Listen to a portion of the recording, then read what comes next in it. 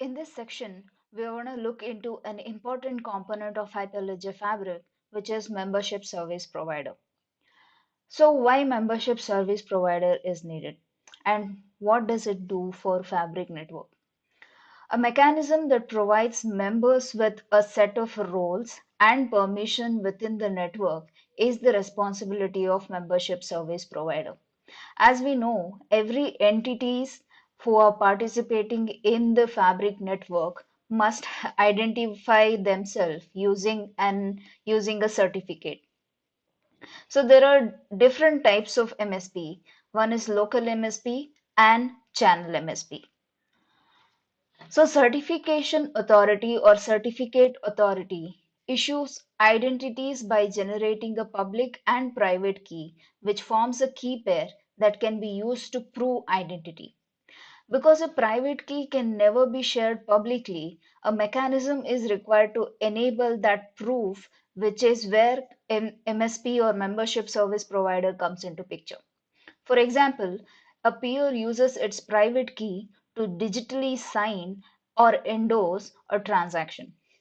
The MSP is a mechanism that allows that identity to be trusted and recognized by the rest of the network without ever revealing the member's private key. Now, the what is the actual difference between the MSP and certification authority? So, certification authority generates the certificate that represents the identity. On the other hand, MSP contains a list of permissioned identities. Also, it is the MSP that turns an identity into a role by identifying specific privileges as an actor has on node or channel. Note that when a user is registered with the Fabric CA, a role of either admin or PO, client, orderer, or member must be associated with the user. This is about MSP.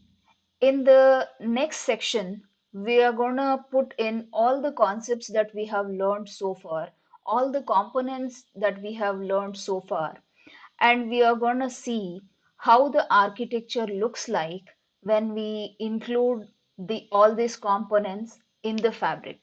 And we will see the working of fabric, which includes all this component.